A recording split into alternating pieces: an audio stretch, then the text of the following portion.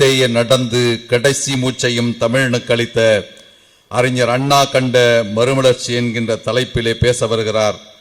ஆரிய மாயை அடித்து விரட்ட வந்த சூரியப்பூ தந்தை பெரியாரை எப்பொழுதும் நினைவு கூற வேண்டும் என்பதற்காக தலைவர் வைகோவை போல எப்பொழுதும் கருப்பு துண்டே அணிந்திருக்கின்ற எங்கள் நெருப்பு துண்டு கழகத்தினுடைய கொள்கை விளக்க அணி செயலாளர் வந்தியத்தேவன் அவர்கள் உரையாற்றுகிறார்.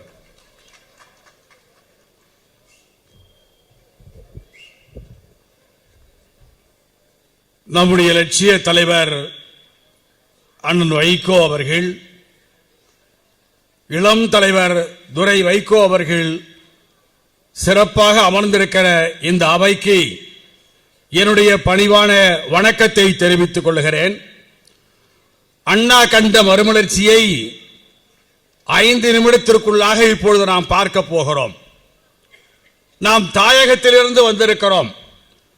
நம்முடைய தலைமை நிலையத்திற்கு தாயகம் என்கிற பெயர் தலைவர் வைகோ அவர்களால் பொறிக்கப்பட்டிருக்கிறது என்று சொன்னால் அது அண்ணா கண்ட மறுமலர்ச்சி. நம்முடைய கழகத்திற்கு இருவண்ண முப்பரிமாண கொடி, சிவப்பு கருப்பு சிவப்பு 109 அடியிலே பறக்கிறது என்று நாம் பெருமைப்பட்டுக் கொண்டோமே, அது அண்ணா கண்ட மறுமலர்ச்சி. மறுமலர்ச்சி திராவிட முன்னேற்ற கழகம் என்று நாம் பெயர் சூட்டி இருக்கிறோம். காஞ்சிபுரத்திலே மறுமலர்ச்சி மன்றம் என்று அன்றைக்கு அண்ணா வைத்தார். மறுமலர்ச்சி திராவிட முன்னேற்ற கழகம் என்று இன்றைக்கு நாம் இருக்கிறோம். புட்டிங் செஞ்சுரி சின்ஸ் இன் எ கேப்சூல் என்று 2000 ஆண்டுகளாக செய்ய வேண்டிய வேலையை பெரியார் 100 ஆண்டிலே செய்து முடித்தார் என்று சொல்லுவார், அண்ணா குறிப்பிடுவார். அப்படி 100 ஆண்டு அண்ணாவுடைய மறுமலர்ச்சியை 5 நிமிடத்திலே பேசுங்கள் என்று தலைவர் வைகோ அறிவித்திருக்கிறார் என்று சொன்னால், அண்ணா கண்ட மறுமலர்ச்சி இன்றைக்கும் இருக்கிறது, நாளைக்கும் இருக்கும். நான் எண்ணி பார்க்கிறேன், அண்ணா பொது வாழ்க்கைக்கு வந்தார். எப்படி வந்தார்? அவர் நடுத்தரமான குடும்பத்தை சார்ந்தவர். படிக்கிற போதே நகர்மன்றத்தினுடைய எழுத்தர் வேலைக்கு படித்தார். படித்து பட்டம் பெற்று அவர் கல்லூரி பேராசிரியராக ஆகியிருக்கலாம். ஆனால் அதற்கு பதிலாக பெரியாரிடம் வந்து, நான் வேலைக்கு போவதில்லை, உங்கள் பின்னாலே அணிவகுக்கிறேன் என்று சொன்னார். அந்த தன்மை எப்படி வந்து சொன்னால், அண்ணாவுக்கு முன்பு இருந்த மறுமலர்ச்சி பெரியார் மிகப்பெரிய செல்வந்தர் குடும்பத்திலே பிறந்தவர். அண்ணா குறிப்பிடுகிற போது அரண்மனை போன்ற வீடு பெரியாருக்கு என்று சொல்லுவார். 40 பதவிகளை தூக்கி எறிந்துவிட்டு பொது வாழ்க்கைக்கு வந்தார். அது அண்ணாவுக்கு முன்பு இருந்த மறுமலர்ச்சி. அண்ணா கண்ட மறுமலர்ச்சியை பார்த்தோம். தலைவர் வைகோ காலத்தில் அவர் படித்தவர், சட்டக்கல்லூரியிலே பட்டம் பெற்றவர். அவர் வழக்கறிஞராக இருந்திருந்தால் அவருடைய குருநாதர் ரத்தனவேல் பாண்டியனை போல உச்சநீதிமன்றத்தினுடைய நீதிபதியாக உயர்ந்திருக்கலாம். ஆனால் அவைகளையெல்லாம் புறந்தள்ளிவிட்டு இந்த ஒடுக்கப்பட்ட மக்களுக்காக திராவிட இயக்க லட்சியங்களை வென்றெடுப்பதற்காக வந்தார் பாருங்க, அதுதான் அண்ணா கண்ட மறுமலர்ச்சி. அவருக்கு பின்னாலே துரை வைகோ அவர்கள், அவர் ஒரு நிறுவனத்திலே பணியாற்றிக் கொண்டு குடும்ப தலைவராக இருந்தவர். அரசியலே எனக்கு அலர்ஜி என்று சொன்னவர், அரசியல் வேண்டாம் என்று நினைத்தவர். நம்முடைய வற்புறுத்தலாலே அவரை அழைத்துக் கொண்டு வந்து அழைத்து அவரை இளந்தலைவராக ஆக்கி நாடாளுமன்ற உறுப்பினராக ஆக்கி ஒரு புரட்சியை, ஒரு மறுமலர்ச்சியை உருவாக்கி இருக்கிறோம். இதுதான் அண்ணா கண்ட மறுமலர்ச்சி. அண்ணா வந்தார், அண்ணா தலைவராக இருந்தார். எப்படி இருந்தார்? அவருக்கு முன்பு பெரியாரை பார்க்க வேண்டும்.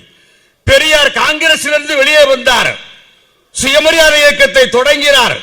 அவருக்கு தலைவர் பதவி ஆசை கிடையாது. அதனாலே சவுந்தரபாண்டியனாரை தலைவராக போட்டு எல்லோரும் வற்புறுத்தியதால் அவர் துணை தலைவராக சுயமரியாதை இயக்கத்தின் பொறுப்பேற்றுக் கொண்டார். அண்ணா கண்ட மறுமலர்ச்சி. அண்ணா திராவிட முன்னேற்ற கழகத்தை தொடங்கினார். தலைவர் பதவி காலியாக இருக்கிறது. அன்றைக்கும் இன்றைக்கும் நான் கண்டதும் கொண்டதும் ஒரே தலைவர் பெரியார் என்று சொன்னார். தலைவர் பதவியை அப்படியே வைத்திருக்கிறேன் என்று சொன்னது மட்டுமல்ல, எல்லோரும் சேர்ந்து பொதுச் செயலாளர் பதவியை கொடுத்தார்கள். அந்த பொதுச் செயலாளர் பதவியை நாவலருக்கு கொடுத்து, தம்பி வா, தலைமையேற்கவா, உன் ஆணைக்கு கட்டுப்படுகிறேன் என்று சொன்னார் என்று குறிப்பிட்டால் அண்ணா கண்ட மறுமலர்ச்சி இருக்கிறது. பதவியை பற்றி கவலைப்படாத இயக்கம். அதற்கடுத்து தலைவர் அவர்கள், தலைவர் வைகோ அவர்கள் மறுமலர்ச்சி திராவிட முன்னேற்ற கழகத்தை தொடங்கிய நேரத்திலே எப்படி அண்ணாவுக்கு முன்பு மறுமலர்ச்சி என்று சொன்னால் பெரியார் இயக்கத்தை நடத்தி கொண்டிருக்கிற போது சர்தார் ஹோக் என்கிற வெள்ளைக்கார கவர்னர் 2 முறை ஓடி வந்து உங்களுக்கு கவர்னர் பதவி தருகிறேன் என்று சொன்ன நேரத்திலே கவர்னர் பதவிக்கு 1000 பேர் வருவார்கள். நான் செய்யற வேலையை செய்யறதுக்கு யாரும் வரமாட்டாங்க, நான் இங்கே இருக்கிறேன் என்று சொன்னாரே. அதே மாதிரி அடல் பிஹாரி வாஜ்பாய் அவர்கள் தலைவர் வைகோவை பார்த்து எந்த இலாக்கா உங்களுக்கு வேண்டும் எடுத்துக்கொள்ளுங்கள் என்று சொன்ன நேரத்தில் நான் சிறைக்கு செல்கிறேன், மக்களுக்காக உழைக்கிறேன், நடந்து செல்கிறேன், சைக்கிளில் செல்கிறேன், மக்களுக்காக களம் காணுகிறேன், அதிலேதான் எனக்கு மகிழ்ச்சி, அந்த பதவியை என்னுடைய சகாக்களுக்கு கொடுக்கிறேன் என்று சொன்னாரே. அண்ணா கண்ட மறுமலர்ச்சியின் தொடர்ச்சி இது. அதே மாதிரி அண்ணா அவர்கள் முதலமைச்சராக தேர்ந்தெடுக்கப்பட்டார்கள். அப்படி முதலமைச்சராக தேர்ந்தெடுக்கப்பட்ட நேரத்திலே பதவி ஏற்றுக் கொள்ள வேண்டும். பதவியேற்பு விழாவுக்கு அண்ணா செல்லுகிறார்கள். ராணி அண்ணா அவருடைய துணைவியார் நானும் அங்கே வருகிறேன் என்று கேட்டபோது அவர் சொன்னார், என்னதான் எம்எல்ஏவா தேர்ந்தெடுத்திருக்காங்க, நான் தான் முதலமைச்சரா பதவி ஏற்க போறேன், நீங்க எதுக்கு வரணும், நீங்க வரக்கூடாது என்று சொல்லிவிட்டார்.